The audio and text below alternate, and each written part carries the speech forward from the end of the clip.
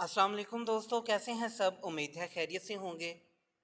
तो दोस्तों, जब आप आईने में अपना चेहरा देखते हैं तो क्या कभी सोचा है कि ये चेहरा पहली बार ज़मीन पर कब आया।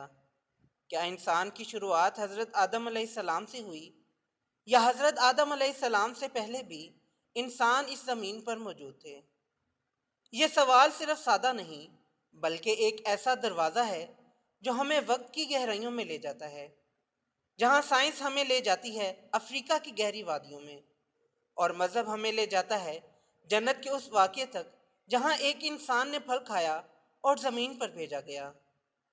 लेकिन क्या हज़रत आदम अलैहिस्सलाम वाकई पहले इंसान थे, या वो पहले नबी थे जिन्हें खुदा ने इन इंसानों के लिए चुना जो पहले से ज़मीन पर आबाद थे। साइंस हमें बताती है कि इंसान लाखों साल से इस ज़मीन पर मौजूद हैं, और कुरान हमें बताता है कि आदम अलैहिस्सलाम को अल्लाह ने खलीफा बनाया, यानी एक ख़ास मनसब पर फायज किया गया। तो आज की इस वीडियो में सिर्फ तारीख नहीं, बल्कि सच्चाई की तलाश करेंगे। हम साइंस, मज़हब, तारीख और अकल सबको साथ लेकर चलेंगे और इस राज से पर्दा उठाएंगे कि क्या हज़रत आदम अलैहिस्सलाम पहले इंसान थे या पहले नबी। चलिए वक्त का पर्दा हटाते हैं और इस सवाल का जवाब तलाश करते हैं। जानने के लिए वीडियो को एंड तक देखें, और जिन्होंने मेरा चैनल सब्सक्राइब नहीं किया वो ज़रूर करें, ताकि इसी तरह हिस्ट्री से मुतल्लिक आपके नॉलेज में इजाफा होता रहे। तो चलिए दोस्तों, वीडियो शुरू करते हैं। हम अगर साइंसी जाविये से देखें तो इंसान की कहानी हज़रत आदम अलैहिस्सलाम से हज़ारों बल्कि लाखों साल पहले शुरू हो चुकी थी। साइंसदानों के मुताबिक ज़मीन की उम्र तकरीबन 4.5 अरब साल है, और ज़िंदगी की शुरुआत तकरीबन 3.8 अरब साल पहले हुई। मगर इंसान यानी हमारा वजूद, जिसे होमो सेपियंस कहा जाता है, वो तकरीबन 3 लाख साल पहले ज़ाहिर हुआ। मगर क्या हम अचानक वजूद में आ गए? नहीं। इंसान का सफ़र एक तवील इर्तिकाई मरहले से गुजरा। पहले ऑस्ट्रोलोपैथिकस, फिर होमो हेबिलिस, फिर होमो इरेक्टिस, और फिर निएंडरथॉल्स, और आखिरकार हम यानी होमो सेपियंस।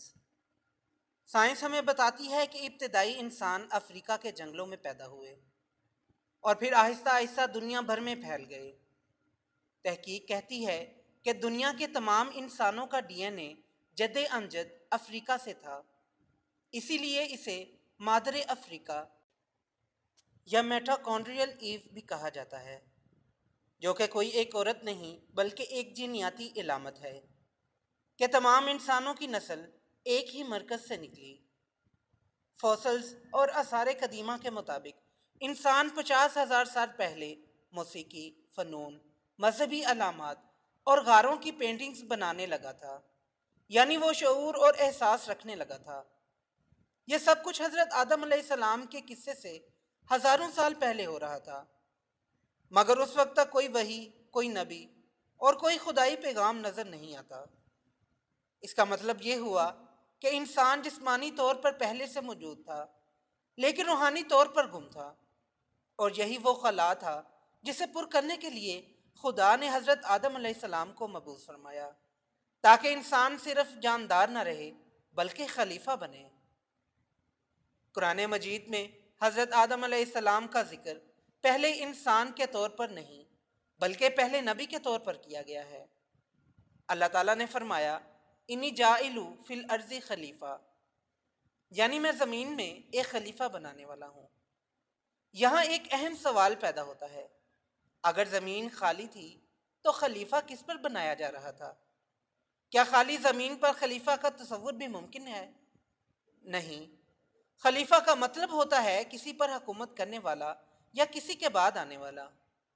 इस्लामी मुफक्किरीन जैसे हज़रत इब्ने अरबी रहमतुल्लाह अलैह, इमाम राजी रहमतुल्लाह अलैह और इलामा इकबाल रहमतुल्लाह अलैह ये नज़रिया रखते हैं कि आदम अलैहिस्सलाम की तख्लीक नई नहीं थी, बल्कि इन्हें पहले से मौजूद इंसानों में से मुंतखब किया गया बतौर एक बाशऊर इंसान, रूहानी इंसान, जिसे अल्लाह ने इल्म, वही और नबूवत अता फरमाई।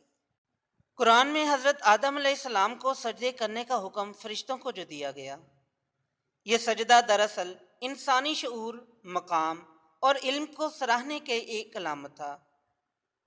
اللہ تعالیٰ فرماتا ہے وَعَلَّمَ آدَمَ الْأَسْمَاءَ كُلَّهَا، یعنی اللہ نے آدم کو تمام چیزوں کے نام سکھائے۔ یہ علم کیا تھا؟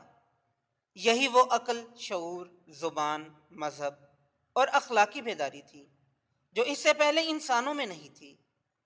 اس کا مطلب یہ ہوا کہ انسان زمین پر پہلے سے موجود تھے، لیکن ان میں وحی اور خدا کا پیغام نہیں آیا تھا، حتیٰ کہ حضرت آدم علیہ السلام کو خلیفہ بنا کر ایک نئی روحانی شروعات کی گئی۔ اس نکتے کو علامہ اقبال یوں بیان کرتے ہیں: آدم کو دیا علم الاسماء کا خزانہ، انسان کو عطا ہوئی خودی کی پہچان۔ اب خلاصتاً یہ کہ حضرت آدم علیہ السلام کا ذکر قرآن میں خلیفہ کے طور پر آیا ہے، نہ کہ پہلے انسان کے طور پہ۔ ان کا سجدہ، ان کو علم عطا ہونا، یہ سب ان کے روحانی درجے کی دلیل ہے۔ زمین پر پہلے سے انسان موجود تھے، مگر حضرت آدم علیہ السلام کو پہلا نبی اور پہلا باشعور خلیفہ بنایا گیا۔ جب ہم قرآن اور سائنسی شواہد کا تقابلی مطالعہ کرتے ہیں تو ایک بہت اہم سوال جنم لیتا ہے: جب حضرت آدم علیہ السلام زمین پر آئے تو کیا وہ بالکل اکیلے تھے یا زمین پر دیگر انسان پہلے سے موجود تھے؟ اللہ تعالیٰ قرآن کریم میں فرماتا ہے وَجَعَلْنَاكُمْ شُعُوبًا وَقَبَائِلَ لِتَعَارَفُوا، یعنی ہم نے تمہیں قومیں اور قبیلے بنایا تاکہ تم ایک دوسرے کو پہچانو۔ قومیں اور قبیلے، مگر کیسے؟ اگر انسان صرف حضرت آدم علیہ السلام اور ان کی بیوی سے پیدا ہوئے تو اتنے کم وقت میں یہ تنوع اور بڑی آبادیاں کیسے ممکن ہوئیں؟ یہی وہ نقطہ ہے جہاں اسلامی مفکرین اور جدید ماہرین بشریات اس نتیجے پر پہنچتے ہیں کہ حضرت آدم علیہ السلام پہلے نبی تھے، نہ کہ اکیلے انسان۔ حضرت آدم علیہ السلام جب زمین پر آئے تو وہ پہلے سے موجود انسانوں کے درمیان بھیجے گئے۔ یہ انسان جسمانی طور پر تو انسان تھے، مگر وہ وحی، شریعت اور خدا کے شعور سے خالی تھے۔ یہی وہ مرحلہ تھا جہاں خدائی پیغام پہلی بار انسانی دنیا میں داخل ہوا۔ آدم علیہ السلام کو وحی ملی، ان کے ذریعے اخلاق، عبادت اور سماجی ضوابط کا آغاز ہوا۔ بعض علماء تفسیر یہاں تک کہتے ہیں کہ حضرت آدم علیہ السلام اور ان کی نسل کا نکاح بھی ان لوگوں سے ہوا جو پہلے سے زمین پر موجود تھے، جنہیں بعض احادیث میں نسنان یا غیر متمدن انسان کے نام سے ذکر کیا گیا ہے۔ یہ نظریہ صرف اسلام تک محدود نہیں، بلکہ یہودی اور عیسائی اسکالرز بھی اس تصور کو مانتے ہیں جسے پری ایڈمک ہیومنز کہا جاتا ہے، یعنی آدم علیہ السلام سے پہلے کے انسان۔ مثال کے طور پر یہ سوال کہ حضرت آدم علیہ السلام کے بیٹے کس سے شادی کرتے تھے، قرآن یا حدیث میں ان کا واضح جواب نہیں، لیکن تفسیر و تاریخ سے پتہ چلتا ہے کہ یا تو آدم علیہ السلام کے ساتھ اور لوگ تھے، یا ان کے دور میں ایسے انسان موجود تھے جن سے ان کی نسل کا ربط ہوا۔ خلاصتاً یہ کہ حضرت آدم علیہ السلام زمین پر اکیلے نہیں آئے، بلکہ وہ پہلے سے موجود انسانوں کے لیے ایک رہنما بن کر آئے۔ ان کا نبی ہونا ایک روحانی انقلاب کا آغاز تھا۔ آدم علیہ السلام کی نسل کا پھیلاؤ دیگر موجود انسانوں سے ملاپ کے ذریعے سے ممکن ہوا، جو سائنسی نظریہ ارتقاء اور انسانی تاریخ سے ہم آہنگ ہے۔ تو دوستو، یہ تھی آج کی ویڈیو پسند آئی ہو تو لائک ضرور کریں اور میرے چینل کو سبسکرائب کریں۔ پھر ملتے ہیں ایک نئی ویڈیو کے ساتھ، تب تک کے لیے اجازت دیں۔ اللہ حافظ۔